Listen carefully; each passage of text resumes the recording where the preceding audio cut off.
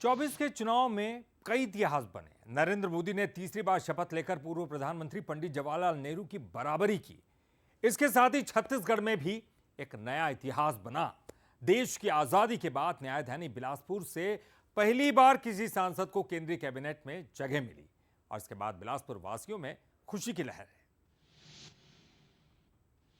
मैं तोखन साहू ईश्वर की शपथ लेता हूं कि बिलासपुर सहित पूरे देश के लिए एक अच्छी बात है और तोखन साहू जी पूरे देश के विकास के लिए काम करेंगे। तोखन साहू जी का मंत्री परिषद में नाम आना हमारे लिए गर्व की बात है। ये खुशी बिलासपुर को पहली बार मिली है। दिग्गजों को पछाड़कर बिलासपुर से सांसद तोखन साहू केंद्रीय मंत्री बने हैं। केंद्रीय आवास एवं शहरी विकास मंत्रालय में उन्हें राज्य मंत्री बनाया गया। छत्तीसगढ़ से राज्य मंत्री बनने वाले वे 7वें और बिलासपुर के पहले सांसद हैं। आजादी के बाद से अब तक इस क्षेत्र से कई दिग्गज नेता संसद पहुंचे, लेकिन किसी को कैबिनेट में जगह नहीं मिली। अब तोखन साहू के मंत्री बनने के बाद शहर के लोगों में काफी उत्साह है। नहीं, विकास होगा। बहुत सारे काम जो रुके हुए हैं और शहर का विकास और छत्तीसगढ़ का विकास निश्चित तौर पे होगा। तोखन साहू को यहां तक पहुंचने में एक लंबी राजनीतिक यात्रा तय करनी पड़ी है।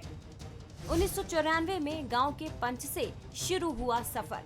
2005 में लोरमी के जनपद सदस्य बने। 2012 में जिला साहू समाज के संरक्षक बने।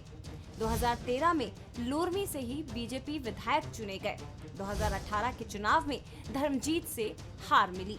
23 के चुनाव में नवागढ़ विधानसभा के प्रभारी रहे। वर्तमान में बीजेपी किसान मोर्चा के अध्यक्ष हैं। लंबे सियासी सफर के बाद उन्हें केंद्रीय मंत्रिमंडल में मौका मिला है, जिसे लेकर बीजेपी उत्साहित है तो कांग्रेस भी अपने अंदाज में बधाई दे रही है। बहुत दिनों के बाद बिलासपुर का सौभाग्य है कि हमें केंद्रीय राज्य मंत्री का मिला है। अब बिलासपुर की प्रगति के साथ साथ छत्तीसगढ़ में भी इस के दायित्व का असर दिखेगा और विकास बहुत आगे बढ़ेगा। लंबे समय से प्रतीक्षा थी और भारतीय जनता पार्टी तो 96 से लगातार इस सीट को जीत रही है।